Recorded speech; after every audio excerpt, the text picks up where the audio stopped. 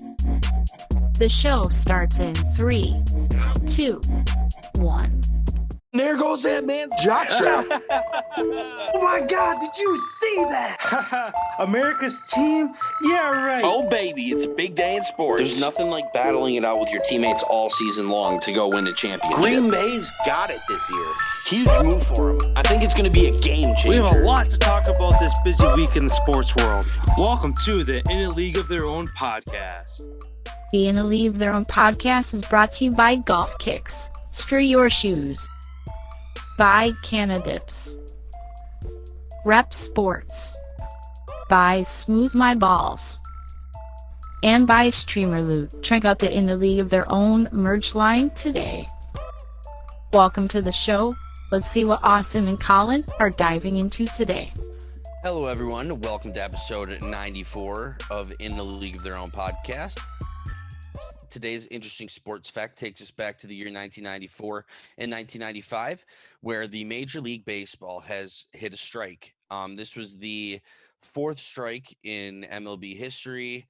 The strike lasted 232 days after it was finally suspended.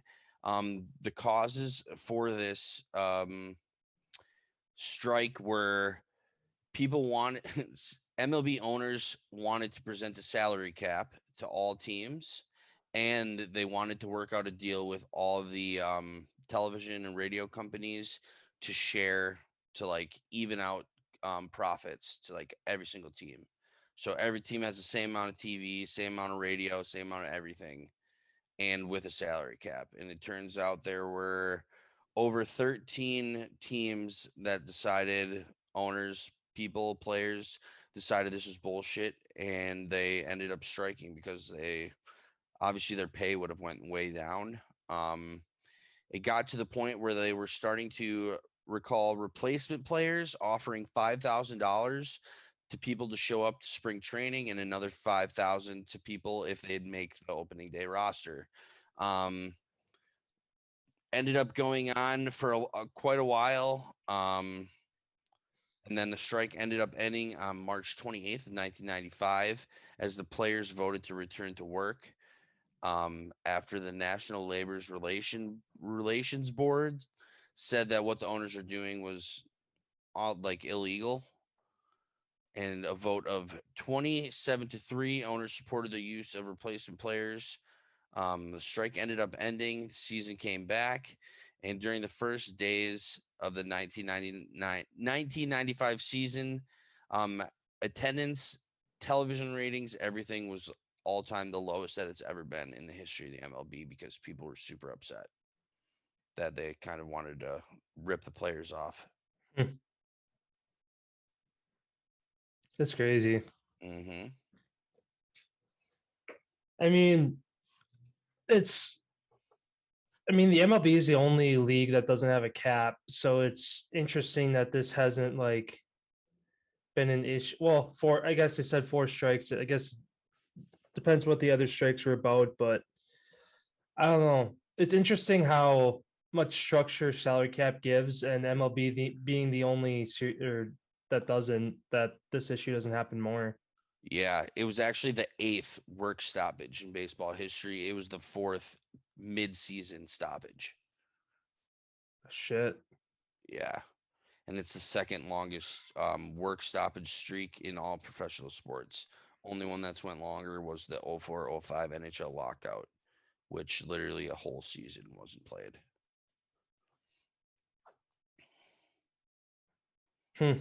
But yeah, it became the first ever major American professional sports league to lose an entire postseason due to labor struggles. Each team played between 111 and 115 games that season. The season was called.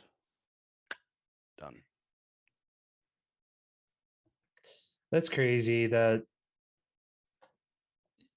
Well, you said 10 times total stoppage, or no, 8. Eighth time, and then it was the 4th during the season stoppage in the last 22 years. That's 8th crazy. stoppage in baseball history. Yeah, baseball always seems like one of those sports where doesn't seem right with how much money. Yeah. Well, I feel like it's because as I was saying, without the salary cap, that just leads to so many issues. Yes, it's bringing that much more money into the sport, but you have the lopsided franchises like the Yankees and the Dodgers, and you have upset players. I mean, they're all figuring out a way to get their money now to where, I mean, being a smaller franchise sucks to be you because you have somebody good. You bring somebody up through the ranks for years and years through single A, double A, triple A. They get to your team. Oh shit, this guy's good. Another team's like, we'll give you more money, and they leave. So it's just like I don't know how they find a way to prevent that, but that's, I mean, that's been the bread and butter of the fucking Brewers for decades. Somebody good comes through. Oh, we'll give you more money. Okay, see ya. They leave. Yelich is the first guy I've seen in a long time that's actually stayed. Well, Braun stayed too. I'm sure he got offered big bucks Yeah, to go play somewhere else. CC Sabathia, we had. Like, there were a handful of guys that we had, but yeah, not a full roster stacked full of guys like all these other teams have. yeah, And then just doing a little bit digging into the biggest impact of from this whole strike arguably was to the Montreal Expos at the time. It was considered the start of the franchise downfall in Montreal, eventually leading to their movement and becoming the Washington Nationals. So the strike basically caused Montreal Expos to move to the States.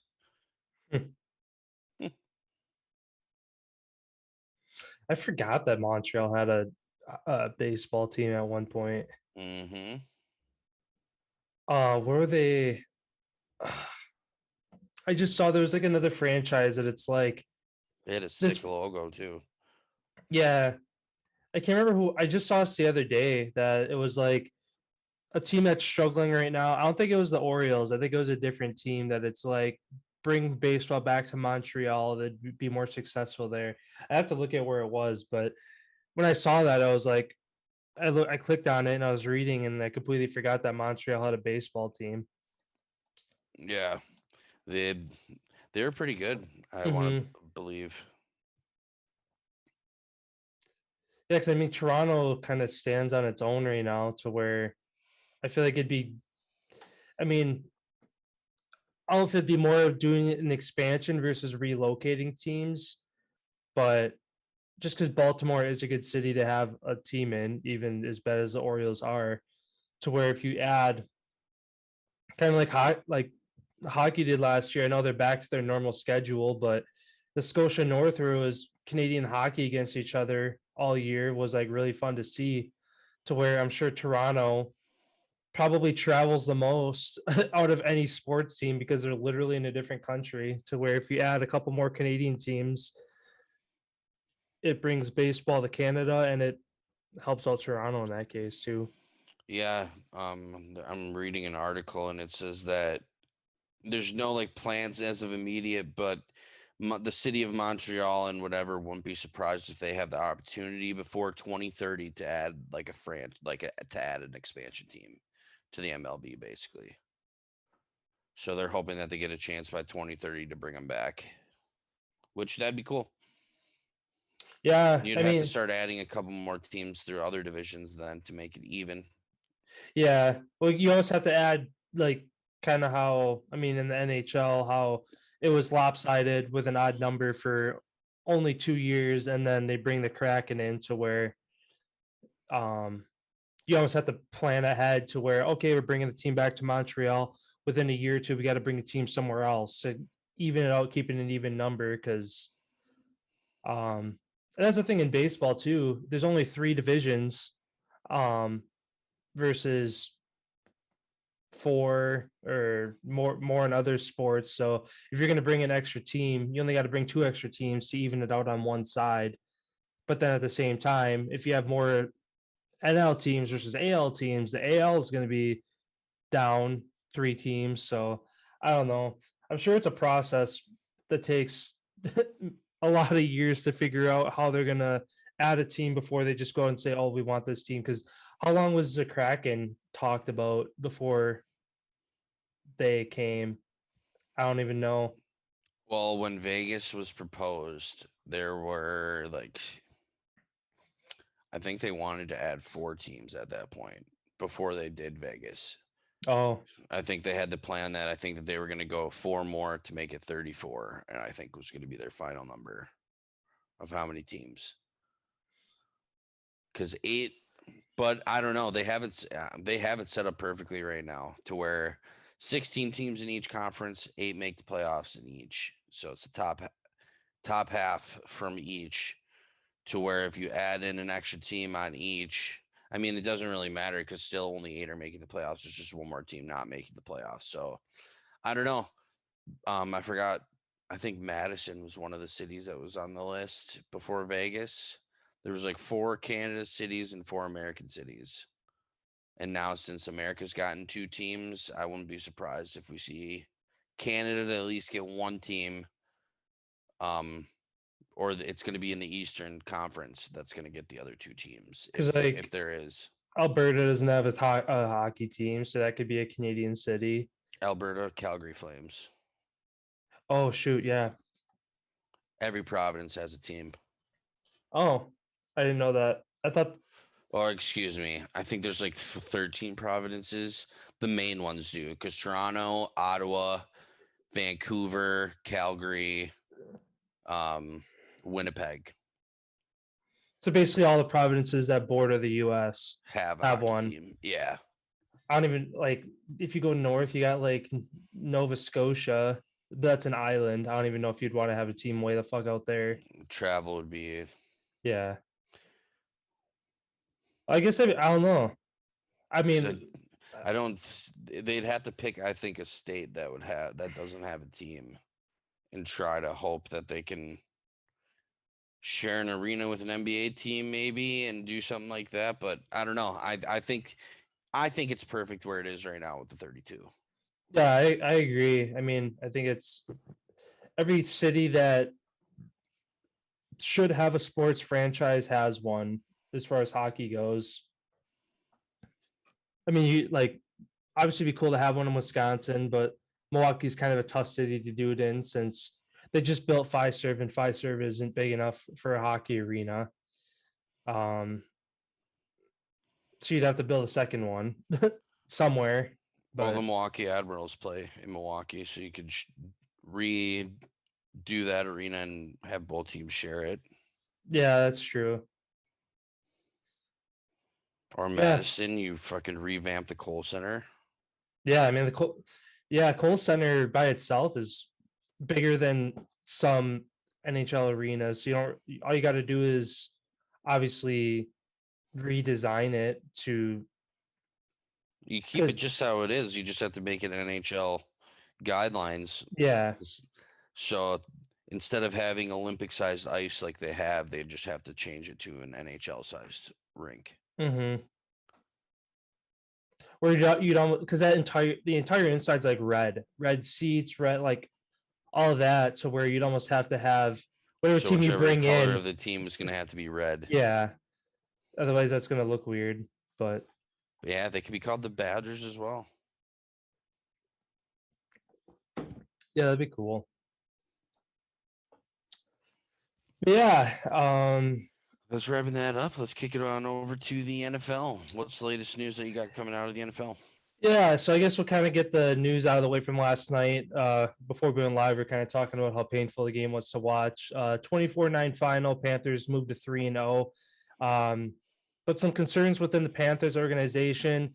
Christian McCaffrey went down early in the game with a hamstring strain. And then the Panthers' first-round pick this past year, J.C. Horn, left the game with what turned out to be a broken foot. So, yeah, it's going to be tough for them going forward if they can't get those two guys back early. I know we were talking about last night too, with how McCaffrey is 42% of that Panthers offense, and he's dealt with injuries the past couple of years because it's just putting that much strain on his body to where I don't know if after this, like, he takes it back a step, or if, like you're saying, how he's like, I want to be out there, even in like garbage time, he wants to be out there on the field playing because of the time he missed.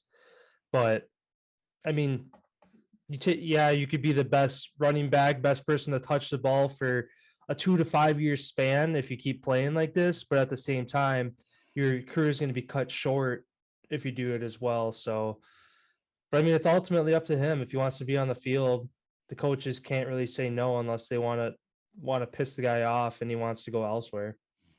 Yeah, I respect it. He's one of the last people in the league that has that old school mentality of I want to fucking play. Like, I don't care if I'm a little hurt, I'm gonna play. Like, I don't know how long this whole thing's gonna last. Where if I choose to sit out and somebody else takes my spot, Hmm. that's be the worst way to lose, to lose your career. And then as far as his hamstring injury, it was just a strain, wasn't a complete tear or any removement from the bone. So he should be just fine to physical therapy. He'll be right back to how he was. Give him a couple weeks and he'll be right back to there. And then flipping over to another running back who was dealing with some injuries, Dalvin Cook. He was listed as questionable early in the week. Mike Zimmer has came out and said, we're going to do, I believe, we're going to do everything that we can to win, and he is going to play. So they're shooting him up. He's expected to get the carries, the bulk of the load, and look for that Vikings team. I mean, after two heartbreaking losses that they've had this week, if they lose again, I feel like you can write their season off.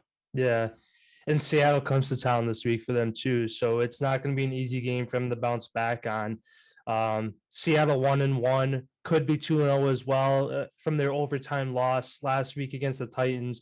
They're going to be coming back with a vengeance, especially being in that NFC West, to where every loss almost counts as two losses compared to other divisions with how close it is. So, um, yeah, I mean, go starting a season 0-2 sucks. Starting the season 0-3, you're basically kind of looking forward to the next season. If your division is struggling and you're kind of in the thick of things, like fine. But if you're 0-3 and the rest of your division's 3-0 or 2-1, like you're already playing catch up through 2 weeks of the season. So, um, yeah, I mean, as weird as it is to say, the Vikings look like one of the best 0-2 teams that could be 0-2.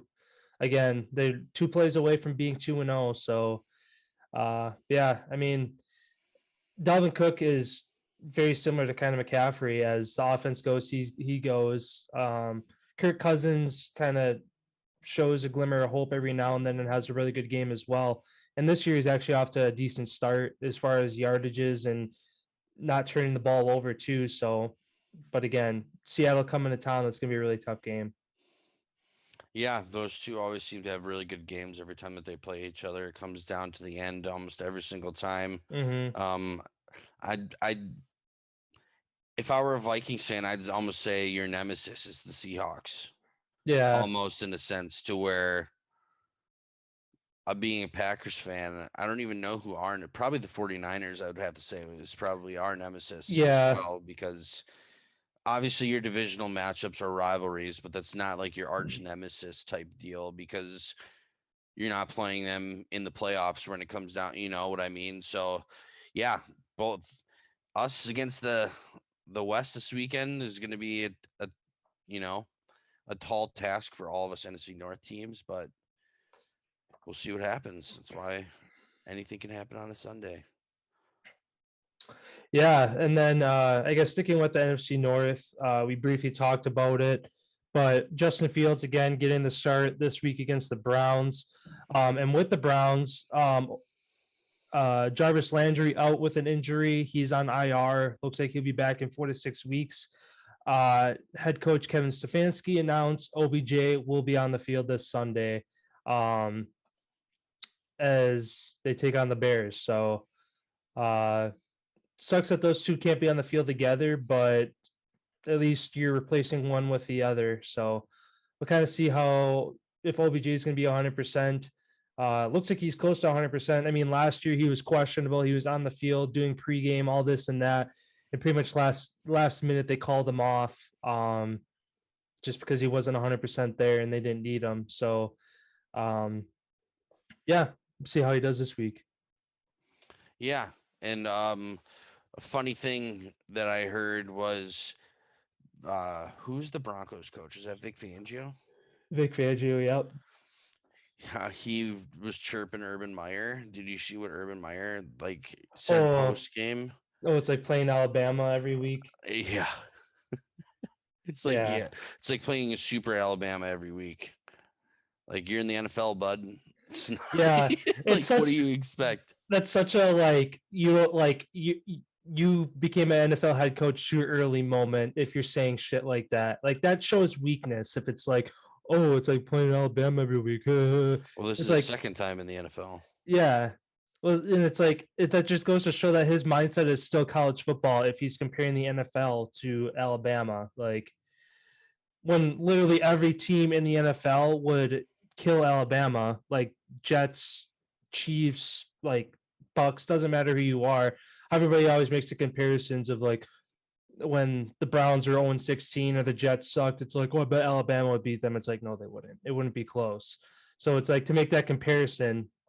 Um, I don't know. It's just funny that Urban Meyer is just kind of, I don't know. It's been a laughing stock since he's come in with the Jags so far.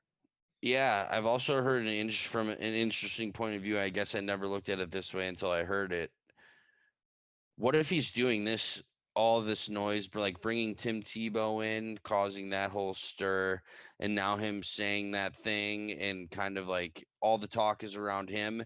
What if he's doing this to, I guess, protect Trevor Lawrence from the media being all over him, as he's 0-2 since he's entered the NFL, and he's never lost a game in his career until he's gone to the NFL. So he's this guy that's put on a pedestal that nobody's talking about because Urban Meyer has been able to, it seems like, take all the distractions away from that and the team to put it all on himself. Yeah, I mean, I guess that's one way to kind of not kill the confidence of your young quarterback because that is true. Everybody's talking about how Mac Jones is looking decent, how Justin Fields is going to get his start this weekend. Nobody's really talking about Trevor Lawrence, Zach Wilson. How it's like, oh, is he going to turn around that? Freaking Trevor Lawrence was the number one pick, and he's the least talked about quarterback out of that draft class right now. So yeah, it's interesting that you bring that up. And yeah, I mean, between Urban Meyer's quotes, the whole thing with is he going to USC? That was a thing for half a week to a week. Um, yeah, the Tim Tebow thing. Yeah, it's interesting that Trevor Lawrence is kind of flying under the radar right now. But yeah, who knows if he's doing it on purpose or if he's just still trying to figure out his way as an NFL coach to stop shooting himself in the foot by the thing he's saying and doing. And yeah, just that Jags organization is in disarray right now. And I can't remember who they play this week, but I saw who they're playing, and I'm like, oh, starting the year 0-3. Cardinals. The Cardinals, yeah. Yeah, but the Cardinals didn't look that great last week either. I mean, they're still 2-0, better than 0-2. But yeah, I think that's all I had for just kind of injury news and other headlines before we get into our games and predictions for the week. I don't know if you had anything else to throw out there. Yeah, I just got two things. JPP, Jadon Mickens, and AB are all ruled out as of now against the Rams on Sunday. AB will need to have two negative COVID tests 24 hours apart. So if he were to pass today and tomorrow, he would be eligible for the game on Sunday. But JPP and Jadon Mickens out, huge loss for the Tampa Bay Bucks. Yeah, I mean the Rams offenses look stellar this year so far. Matthew Stafford in his new home, so you're without JPP, who's one of the best pass rushers in the league, still to this day. Yeah, they're gonna be missing some key components on defense and offense if AB can't play. Yep. Carson Wentz, Colts quarterback, 2 sprains, is back at practice today. He was taking all team 1 reps. Ankles are taped. Seems to be moving around, operating as of normal. Like, no, I guess you can't really tell that he's got sprained ankles when they're all taped up. They were low ankle sprains, not high ankle sprains, for those of you who have experienced a high ankle sprain, you really can't do anything, and it doesn't even like look that bad. Where a low ankle sprain, it looks like your foot is broken, but it really isn't even that bad.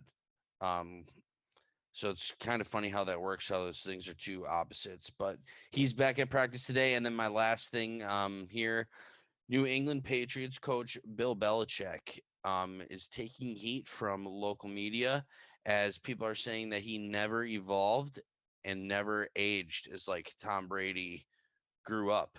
How they treated him as a 20-year-old kid, even when he was 40 years old. Bill kind of treats everybody the same, no matter who you are, and that's just like the Patriot way. But also at the same time, like how many people understood like Tom's different, like he's different than, and like you can be a little different with this guy since he's fucking like the GOAT, Yeah. and he never did. And yeah, he's taking a lot of heat for basically allowing that whole thing to turn into what it did, where Tom ended up leaving the building. Turns out that he actually was kicked out of the New England Patriots building before he was ended up like signing with the Bucks. Yeah, I feel like from Bill Belichick's perspective, it's one of those damned if you do, damned if you don't. You've coached a specific way your entire life, and if you change it for one guy, that kind of changes your identity and your attitude and your charisma. If you go from hard ass Bill to like, oh, you're going to change it a little bit for this one guy, but then at the same time, if he would have evolved with Tom over the 20-year career that he had at New England, who knows if he would have been able to stay and if he would have been able to have his whole career there. So again, it's one of those damned if you do, damned if you don't. Bill Belichick's going to stick to his guns and not, like you said, he treats everybody the same. So I guess hats off to him to keep that mindset and not change. But again, if he would have changed, who knows what would have happened? Yeah, or if the Mannings weren't born, he would have 10 Super Bowls. Yeah. No kidding. And who knows how many more, because he was beat in AFC Championship games as well. Like first round games, not even Super Bowl games. So that's one thing that Eli always says. He's like, if it wasn't for Mom, Tom would have 10 at least. So, but yeah. And then last little thing here for the Patriots, linebacker Jamie Collins on the Detroit Lions. They're looking to move him. New England Patriots are the front runners. And this would be the third time in his NFL career that he would have been on the Patriots, all picked up from other teams for cheap. That's awesome. Yep. That's all I got. All right. Yeah, I guess going into our 3 games for the week, our win, lock, underdog predictions. Let's start with your win on the week. Who do you have just getting an outright win? I'm going to take the Broncos over the Jets. Teddy Two Gloves is going to take it to him. Sounds good. My win for the week, I am picking the Browns over the Bears. Over to our lock. Yeah, who do you have for your lock this week?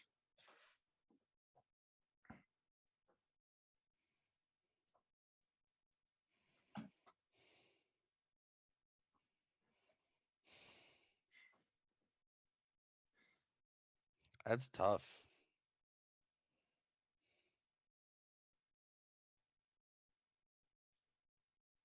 These are all good games this weekend. Yeah, there are a lot of. There's not very many where it's going to be like, oh, that's going to be a lopsided game. I guess if I'm going to have to pick a team that I think for sure is going to win, I'm going to go with the Vikings over the Seahawks. I think that they're going to pull it out of the dumpster and salvage their season.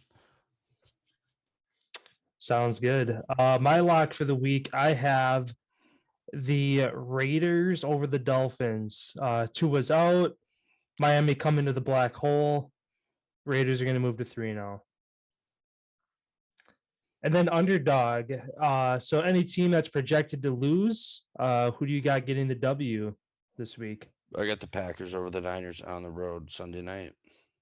Sounds good.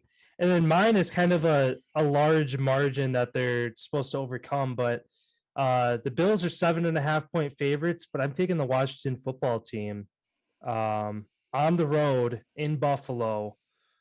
Washington defense is going to be too much for Josh Allen. I'm feeling 2 or 3 picks out of him. Big W for Washington for my upset this week.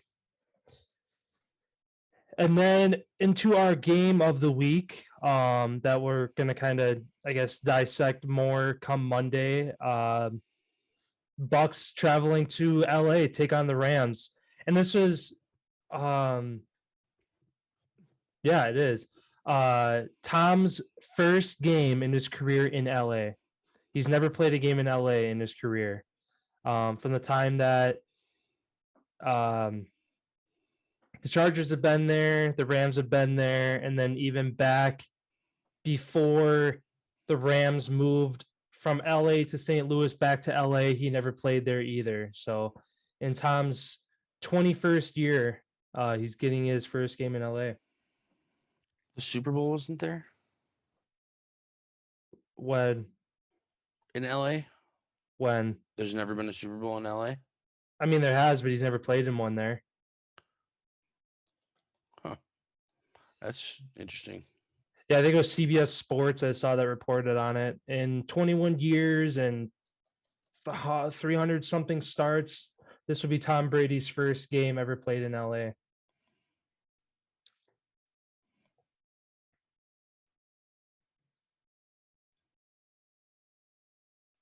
But yeah, this should be a good one. I mean, the Bucks are favored by 1 right now. It's a basically call it a wash at that point. Bucks on the road, going to the Rams. Rams were original favorites. Yeah. By 3.5. I'm surprised that. And then it moved to 11 Bucks, and now it's back down to 1. I'm surprised that it didn't. It's not back to the Rams with AB supposedly going to be out again pending his COVID test the next couple days, and then JPP out as well. Like that matters. I mean, it's a starter. Like realistically, though, for their roster that they have, that doesn't matter to them. I mean, it's 2 starters that you have out. That's not going to help you. That just means Vita Vea is going to have to play a little bit more. Gronk's going to get some more touches. Yeah. Oh, regardless, it's going to be a good game. I got the Bucks. Ooh. Want to put a little friendly wager on this one? I got the Rams on this one. I mean, I could say, can I have the point? But well, if you think that they're supposed to be the dogs, then no. What do you mean? If you think the Rams should be the dogs, and you're taking the Rams, I'm not going to give you the points. Well, that's what I'm saying. It's point. 1. If it's 1 point, it's not. Right. They're gonna, whether they win or they have to. If they win, they then I don't need the point because it's a point. But if it's 29-28, yeah, I guess. That's what I'm saying. If I'm not going to give you any points, so they have to win by 2. So it had the Rams have to win by 2. Like take the points out of it, just a straight up win or loss. Oh, okay. Like, there's no points. Sounds good. Yeah. I'll do it Every time I bet against Tom, I've lost. So not doing it. Yeah, I mean, I feel like it's going to be a really high scoring game. As good as the Rams and Bucks defenses are, I feel like the offenses are going to go to town. I mean, inside SoFi, elements are going to be an issue. Yeah, it's going to be a fun one to watch. Yeah, that's all I had for the NFL this week. Before we move on here, going into the NBA, then one kind of thing that's been trending within the Warriors organization, star Andrew Wiggins has yet to be vaccinated and risks availability for this season. Kind of rewinding, the NBA did announce that they will not be requiring players to be vaccinated but the city of San Francisco is in a county that requires all participants or all spectators, players, no matter who you are, to be in a sporting arena, you have to be vaccinated. Um, so, which is going to be kind of, I guess, all around, because in New York, they kind of have the same thing where they're requiring vaccinations. And there was, I think you said on Monday's or on Wednesday's episode, 4 or 5 players in the Nets organization that have yet to be vaccinated. So, Yeah, because that was the state of New York that passed that. yeah. Yeah, because it turns out Nick Bosa is currently unvaccinated on the 49ers as well as 7 other players. How do they do that then? Because I know the city would have to pass a mandate for that. For requiring vaccinations over everybody over the age of 12. Because as far as I know, New York City was the only city and the first city that has passed that mandate. Yeah. I know California with their governor just being reelected. I know that there's a lot of iffy things going on right now in California with how that whole thing's going to work. But yeah, I guess it's up to each individual county. And I mean, for California, as conservative-ish as they are, I don't think that they would ever make it a requirement that you need. They can encourage it, but they can't. Unless they pass a mandate for it, I don't think that they're going to. Well, it's already been passed. Like, let me pull it up here. As far as Wiggins,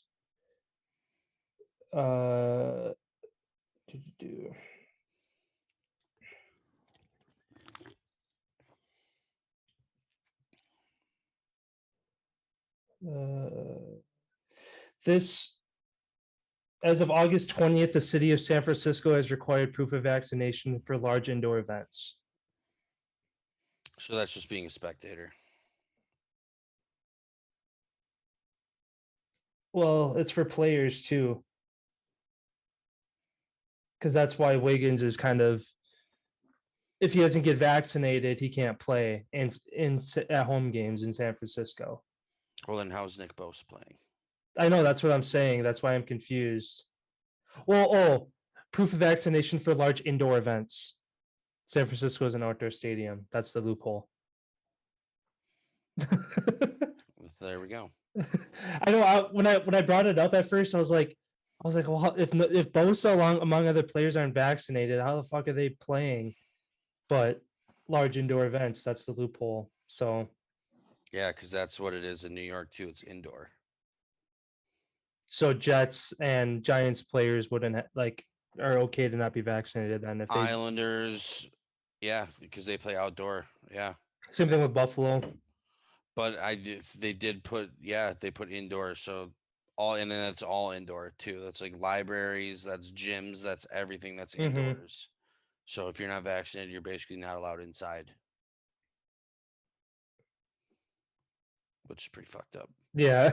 Yeah. So you're supposed to stand outside. Can't go inside any buildings.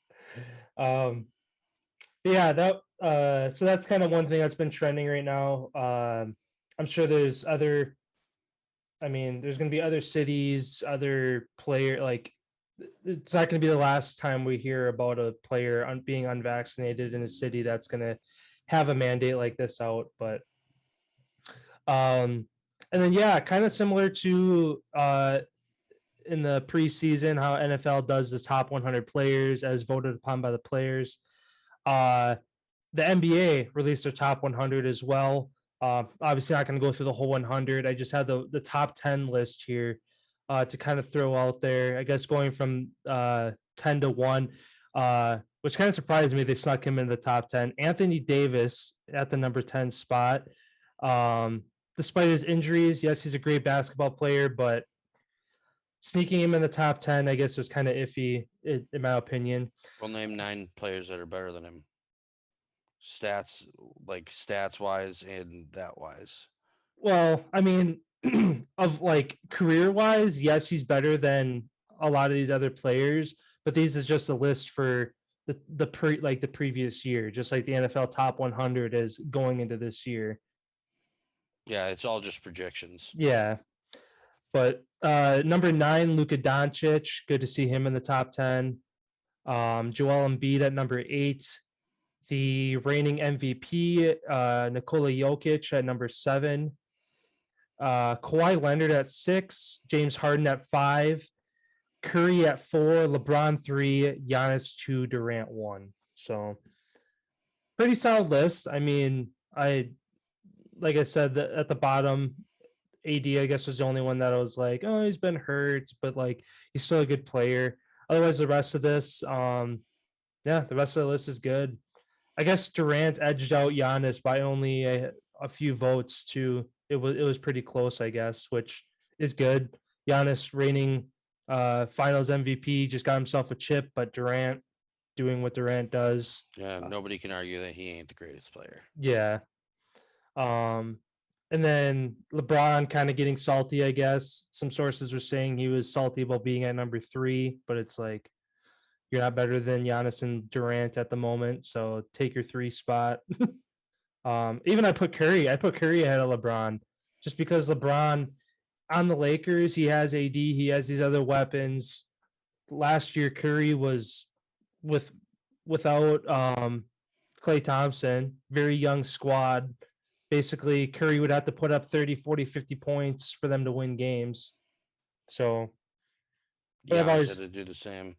yeah, until the end when Holiday Durant and had to do the same. yeah, but yeah, that's a top 10 list. I guess if you want to check out the 11 through 100, it's on NBA.com. I'm sure it's on other sources as well if you want to go see if your favorite player on your favorite team. Who did I see? They had Trey Young ahead of Kyrie.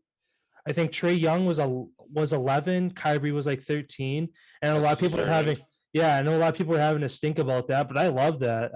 Trey Young, I'd even say Trey Young like would I think Young was 11, so I think he was just outside the top 10, but um yeah, especially for how much time Kyrie missed and how I wouldn't say he was inconsistent, but there was times where he wasn't putting up as many points as he was expected to in a game. So I guess you could call it inconsistency, but I would have swapped Kyrie and Harden around. put Kyrie at 5. Yeah, and I would have moved Harden to 13. Harden doesn't play defense. Yeah. And now it's going to be very interesting too, as the NFL is making we're going to watch the taunting rule a little bit more. The NBA officials now are keeping an eye on like manipulated fouls, which James Harden that's how he gets to the free throw line 40 times a game. Yeah. Because he doesn't even get fouled, but he actually gets fouled. And now they're making an emphasis on stopping that. So it's going to be interesting to see how good he is when he's not getting to the line 40 times a game. Yeah. I wonder if now because he averages usually 30 plus points a game for like a year. That's kind of Harden. Yeah. He's usually in the 30s. He'll have his 60-point games when Durant and Kyrie are sitting out, which Yeah. makes his average go up. But yeah, now with that rule again, like you said, where he's kind of the king of getting fouls when it should be an offensive foul. The NBA cracking down at that this year. I wonder how much that's going to make his points per game go down. If again, he's getting offensive fouls, so he's not getting to the line for 1, and 2, he might be fouling out more if he keeps trying to do it and keeps getting called for offensive fouls. He's going to rack them up quicker than he usually does. So, which I mean, don't get me wrong, James Harden is a great basketball player, but again, this year will be interesting to see just how much that rule has benefited him until this point. Yeah, and then just going back to what I had mentioned, how I would take Kyrie over Harden's spot. Kyrie's played 200 more minutes than James Harden. Where was this over the course of his career? Field goals percentage, Kyrie's 50%. He just does more. than James Harden. Yeah. And he almost averages the same amount of points per game and all that stuff as James Harden too. Yeah.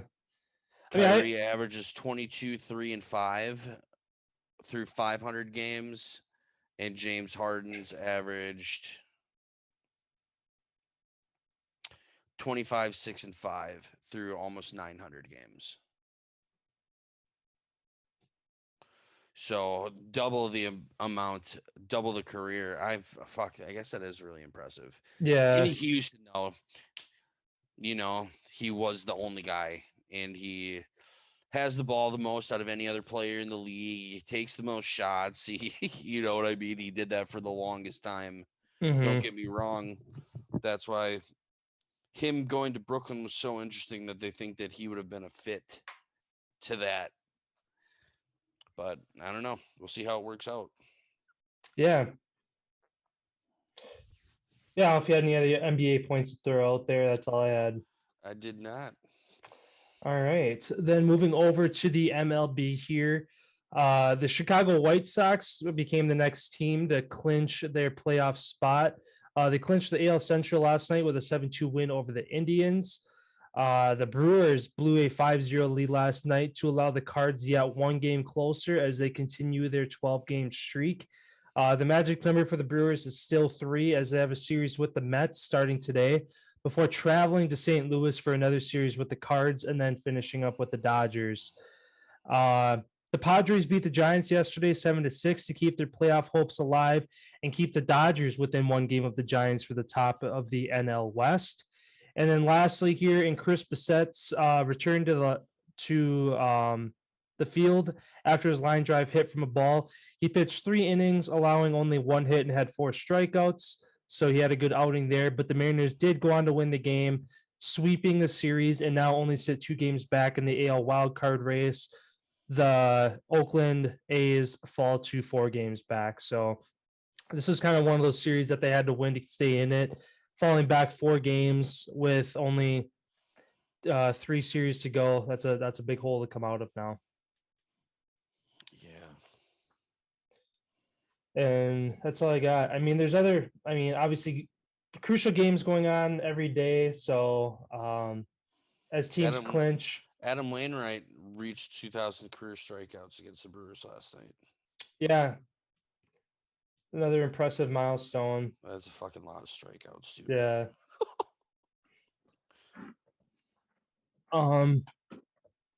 Yeah, pretty much every other day there's going to be more and more teams either getting eliminated every night or a team clinching, kind of basically go to finish out the year here, as most teams have anywhere from 9 to 11 games left, depending on double headers and makeup games from earlier in the year.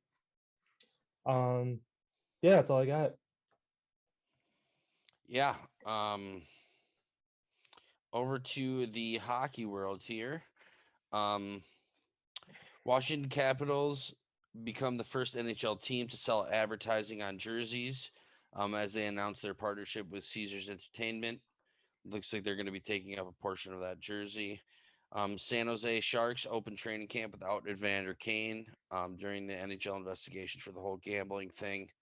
The organization just came out and said that both of them basically understand where it's at right now, and they're kind of just going to stay away from each other until this investigation's closed.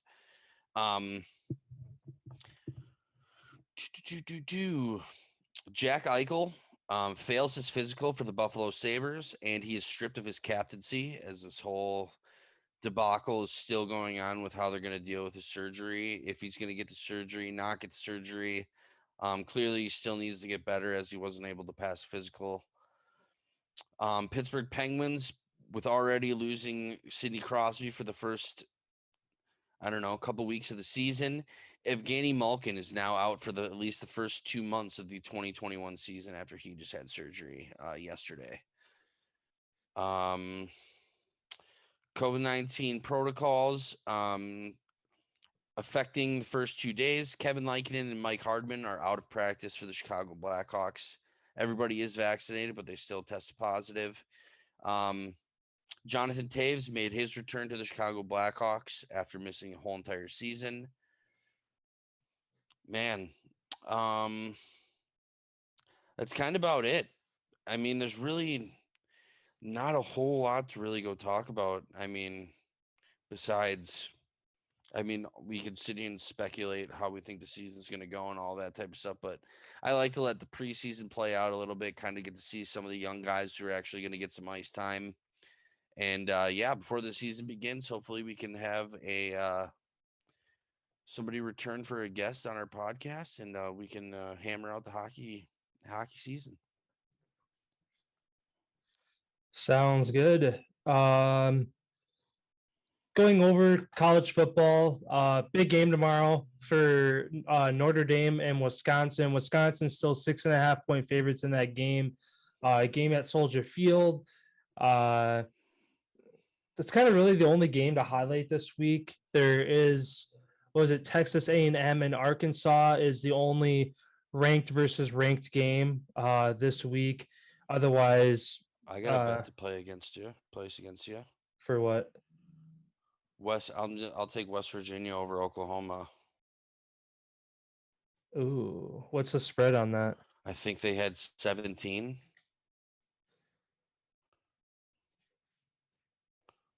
Fuck. I mean, I think Oklahoma will win, but I don't know if they'll win by 17. 14? 13. Okay, deal. All right. Take 13. Sounds good. I think fucking Spencer Rattler is not as good as people think that he is. Oklahoma's very overrated. I think West Virginia's about to smack him in the mouth. Sounds good. So, what are 2 games for the week then? You got the Bucks. I got the Rams. No points given. No points, and then I have 13. 13 points for West Virginia. Sounds good. All right. Looking at there's again no other really games of ranked teams against each other.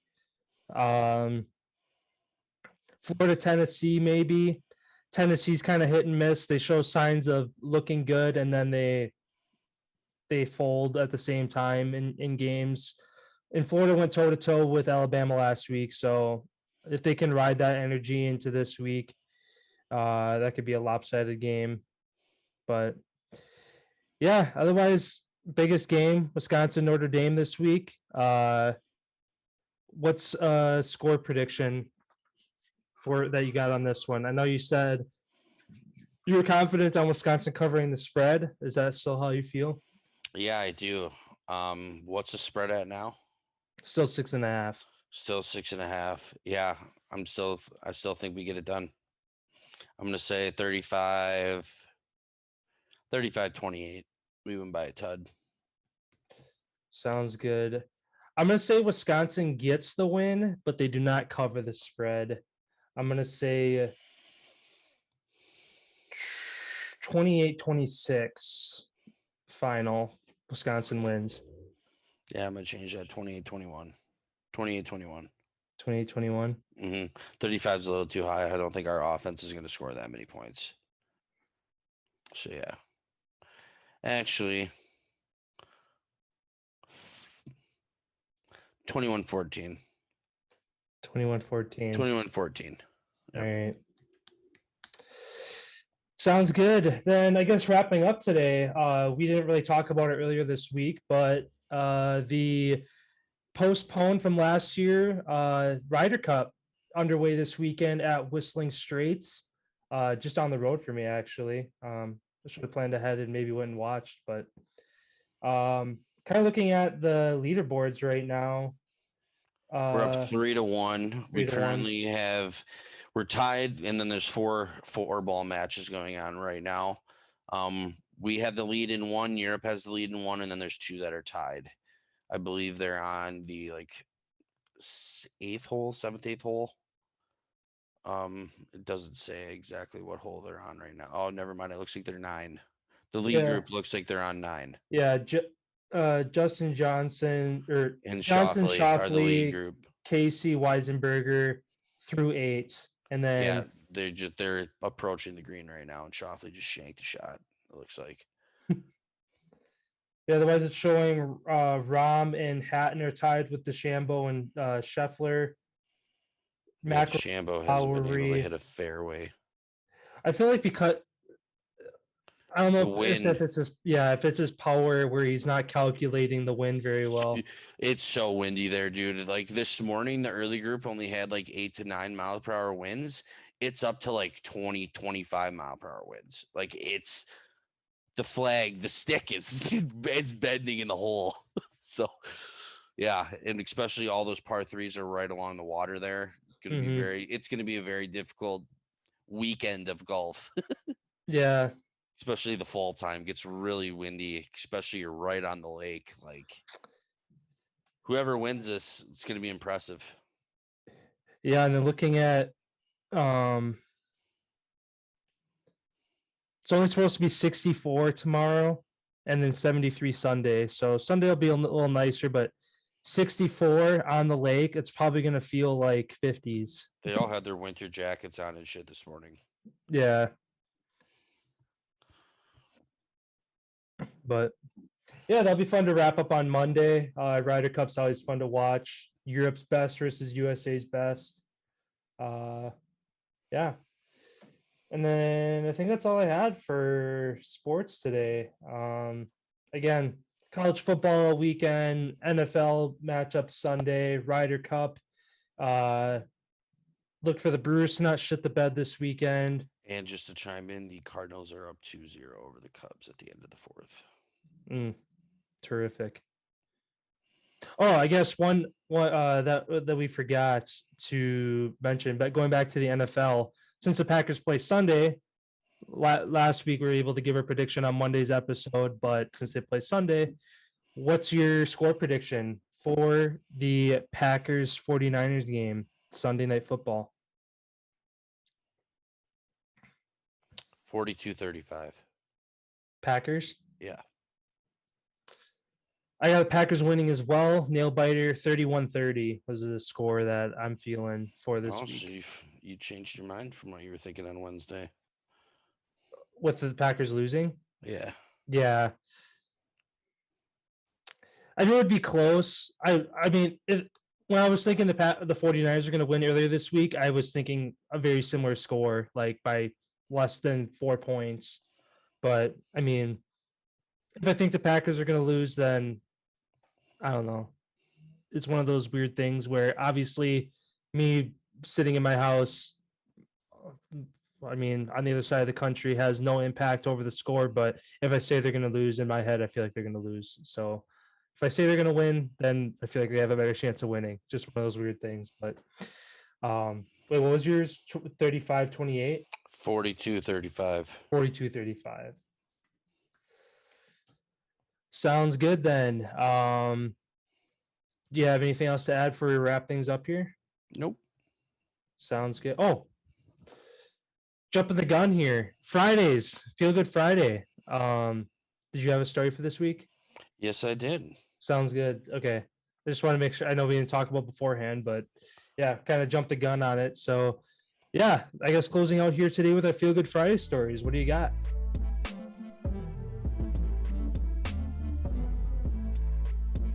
So I have Sophia Laspina as the first female football player to score a touchdown in Long Island's history. She's a junior. She's played tight end on the team. She's also plays baseball on the guys' baseball team. She's always been competing with the boys ever since she was a little girl, and said that she hasn't really seen the difference between genders. Playing sports. She's is happy that everybody's so supportive of her and how they don't really treat her differently, and how she has trusted the quarterback to throw her the ball when she's actually open, and not kind of like, oh, I'm not going to throw it to her because she's a girl. None of that's happening here. She scored a touchdown on a 7-yard pass in their high school's 49-21 win. And then the New York Jets heard about that situation going on. So Coach Rob Saleh wore a Metfim High School t-shirt on Friday during his press conference and basically extended a greeting for her to be able to come to the game and hang out on the sidelines with all the guys. So I think that's so awesome. As we see women every single day continuing to be more involved in men's sports, and I think that's awesome. Shout out to the Jets and shout out Sophia Laspina. That's awesome. Always great to see. I mean, even like Sarah Fuller doing what she did at Vanderbilt, paving the way for young girls like this to have the motivation and courage to try. Yeah.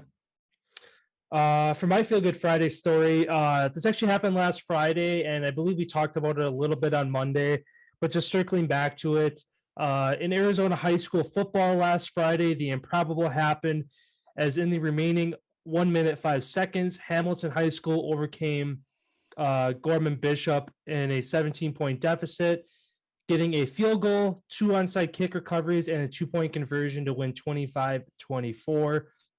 Hamilton scored a touchdown on their opening drive and were shut out for most of the game until the final minute when the team came back, and one of the most impressive wins in sports at really any level, high school, college, NFL. That's impressive to do that. So shout out again to Hamilton. Yeah, Hamilton. Where are they? They're ranked 18th right now in the country. And I think Bishop Gorman was 3. They're 20th right now. Yeah. Yeah, Bishop Gorman, Vegas, they're always one of the top because they're one of the bigger schools. It's just like Mater Dei. They're only 2-0, and some of these other teams at 5 are 5-0. Mater Dei is number 1 because of the types of schools that they play. Yeah. I mean, not every one of these prep schools, is playing Bishop Gorman every single week. Like the Vegas, the Texas, the California, that's really tough high school football because you're playing each other all the time. Yeah. Which is Where crazy on that the they East Coast don't really have that much going on. No. Because you can't do it year round. Yeah, the only East Coast like state is like New Jersey, where you have a lot of. I feel like that's where Wisconsin gets a lot of their running backs out of, is New Jersey for some reason. They have a team that's 6th. New Jersey. Mm-hmm. Wouldn't be surprised if that's the same high school. Indiana has a team that's 9th. Ohio has a team that's 10th. Then you go Florida, 2 teams that are 15th and 17th, and that's it. Then the rest is all warm states: California, Florida, Texas, Alabama, Georgia. All those states where it's sunny all the time and you can play football year round. Yeah. Well, sounds good then. Wrapping things up today. Appreciate everybody stopping in again. Recently getting partnered with YouTube. Big milestone for us to be able to be closer and closer to making this a full-time thing and being able to do this as a career down the road. So thanks to everybody who's, again, watched, liked, subscribed, in any way helped with this podcast. Anything outside the podcast, check out our socials: Instagram, TikTok, Twitter. Usually running polls on Twitter lately, so you can go give your predictions on games, usually an hour or two before kickoff, before big games, college football, NFL. Usually throw up a poll on there so you can come give your opinions and stuff. And on the other socials, anything that happens outside the podcast, usually pretty good at staying up on those things. For our audio episodes, Google Podcasts, Apple Podcasts, Spotify, anywhere associated with Anchor, you can find us there. 5-star ratings help us move up the charts. Don't forget we have merch, streamerloot.co, link down in the description. Feel free to go cop some of that merch. Send us a picture rocking in it, and we'll give you a shout out on one of the socials. So have a great weekend, everybody. Again, Ryder Cup, NFL football, college football, playoff baseball coming very shortly.